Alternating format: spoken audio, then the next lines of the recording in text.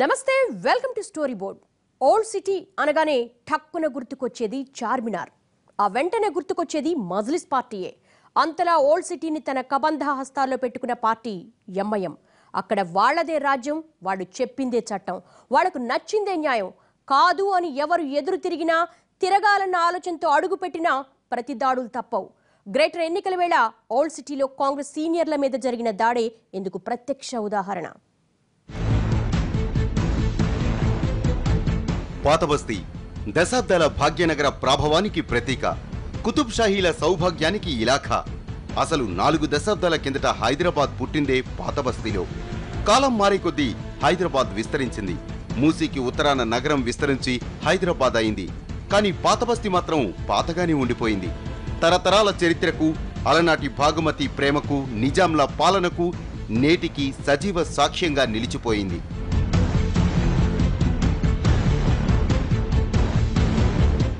మరిప్పుడు ఆ పాతబస్తీలో ఆనాటి ప్రశాంతతే ఉందా అంటే లేదనే చెప్పాలి. హైదరాబాద్ అంటే హే ఇదర్ ఆబాద్ అని అర్థం. అంటే ఇక్కడ స్వేచ్ఛ ఉందన్నది దాని పరమార్థం. కానీ ఆ స్వేచ్ఛ హైదరాబాద్లో ఎక్కడైనా ఉంటుంది, కానీ ఇప్పటి వరకు మనం చెప్పుకునే పాతబస్తీలో మాత్రం కాదు. ఎందుకంటే ఇక్కడ అడుగు పెట్టాలంటే పర్మిషన్స్ కావాలి.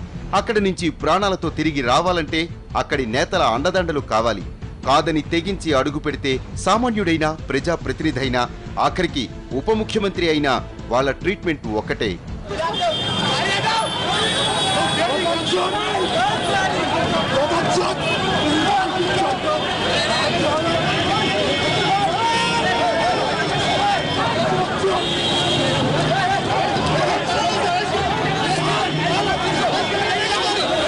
గ్రేటర్ ఎన్నికలు ఉత్కంఠగా జరుగుతున్న వేళలో పోలింగ్ ముగిసే సమయంలో ఒక్కసారిగా ఒళ్లు విరుచుకున్న ఓల్డ్ సిటీ అరాచక రాజకీయాలే ఇందుకు ప్రత్యక్ష నిదర్శనం.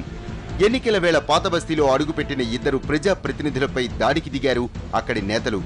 ఓల్డ్ సిటీ అంటే తమ జాగీర్ అన్నట్లు అక్కడ అడుగుపెట్టింది ఎవరో విదేశీయులైనట్లు రెచ్చిపోయారు. నేతల కార్లు ఆపి మరీ దాడులు చేశారు.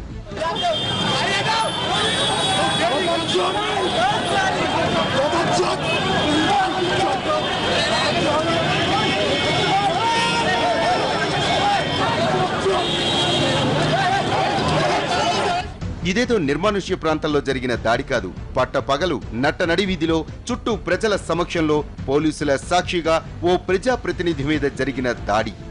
పాతబస్తీలో పోలింగ్ తీరు పరిశీలించేందుకు వెళ్లిన ప్రజాప్రతినిధులపై అప్రజాస్వామికంగా జరిగిన దాడి ఇది.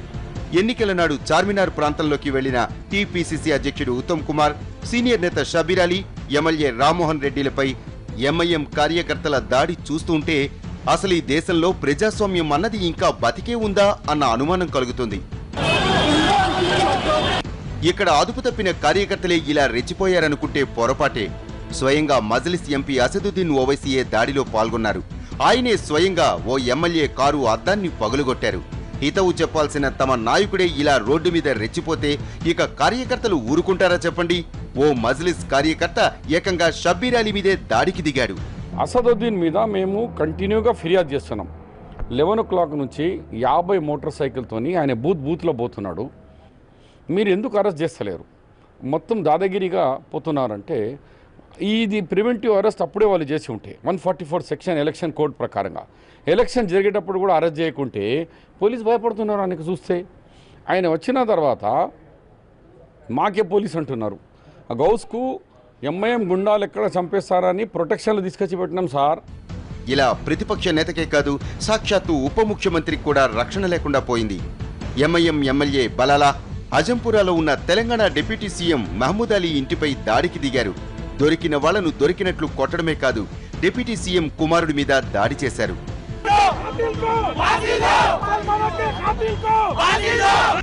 ఈ 2 దాడులు అక్షరాల మన నగరం పాతబస్తీలో పట్టపగలు పోలీసుల సాక్షిగా జరిగిన దాడులు.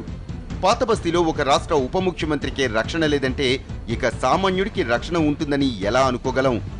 పాతబస్తీలో అడుగుపెట్టినందుకు 2 ప్రజాప్రతినిధుల మీదే ఇంత దారుణంగా దాడి జరిగితే ఇక సామాన్యుడు ఆ ప్రాంతంలో జీవించగలడా అని ఆలోచిస్తే సమాధానం దొరికిపోయినట్టే. భాగ్యనగర చారిత్రక ప్రాభవానికి ప్రతీకగా ఉండాల్సిన పాతబస్తీ ఇప్పుడు పాక్ ఆక్రమిత కాశ్మీర్లా మారిపోయింది. ఇదేదో స్వతంత్ర దేశంగా మారిపోయింది. ఈ ప్రాంతమంతా ఎంఐఎం జాగీర్ అన్నట్లుగా మజ్లిస్ ఏలుబడి సాగుతోంది. మిగిలిన వాళ్ళెవరూ అక్కడికి రాకూడదు. వాళ్లకు కూడా ఈ దేశంతో సంబంధం ఉండదు. ఈ దేశంతోనే కాదు, ఆఖరికి ఈ నగరంతో కూడా వాళ్లకు సంబంధం ఉండదు.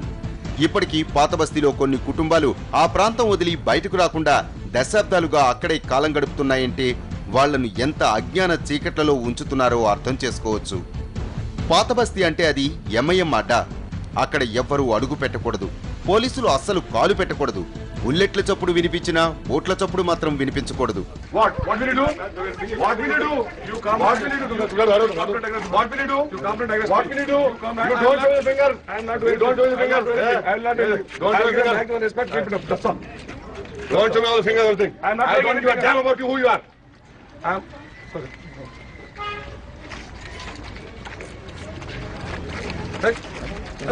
औरत को मार के sir. This is not right time. Not right time. Okay, right time is Sir, you have not seen the papers. What case we have booked? What case you have booked? కాకిలే కాదు, ఖద్దరు వేసుకున్న నాయకులు కూడా అటువైపు కన్నెత్తి చూడకూడదు. పొరపాటున ధైర్యం చేస్తే దాడి చేస్తారు. అవకాశం ఉంటే అంతం కూడా చేస్తారు. ఇలా నేతల మీద దాడులు చేయటం ఇప్పుడే కొత్త కాదు. ఎంఐఎం నేతలకు ఎప్పటి నుంచో వస్తున్న అలవాటే ఇది. గతంలో సిపిఎం ఎంపీ మధు ఈ ప్రాంతాన్ని అభివృద్ధి చేయాలన్న సదుద్దేశంతో అక్కడ అడుగు పెడితే అతనిపై తీవ్రంగా దాడి చేశారు. ఒక ఎంపీనే రక్తమూడేలా కొట్టారంటే ఇక అక్కడ ఎంఐఎంకు ఎదురు తిరిగిన సామాన్యుడి పరిస్థితి ఏమిటో అర్థం చేసుకోవచ్చు. హైదరాబాదు పాత బస్తీలో ఎంఐఎం యొక్క ఆగడాలు ఈరోజు కొత్తగా జరుగుతున్నదేం కాదు. కొంతకాలంగా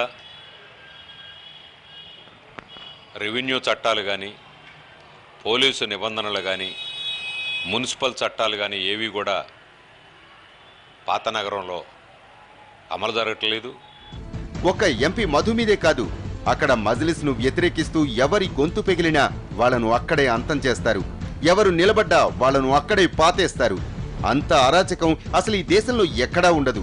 ఆఖరికి పాక్ ఆక్రమిత కాశ్మీర్లో కూడా అంతటి అరాచకం కనిపించదు. అసలు పాత బస్తీ అంటే అదేదో పాకిస్తాన్ దేశం అన్నట్లు, అందులో ఉండే వాళ్ళంతా ఆఫ్ఘనిస్తాన్ నుంచి వచ్చినట్లు, పాలించే నేతలంతా తాలిబన్లు అన్నట్లుగా వ్యవహరిస్తారు. అక్కడ ప్రజాస్వామ్యం అన్నది కన్నుమూసి చాలా దశాబ్దాలు గడిచింది. ఇప్పుడు కొనసాగుతోందంతా మజ్లిస్ పాలనే.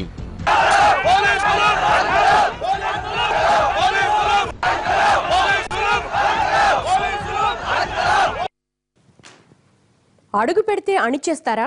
గళమెత్తితే గొంతు నులిమేస్తారా? అసలు మజ్లిస్ వ్యూహం ఏంటి? బ్రేక్ తర్వాత చూద్దాం.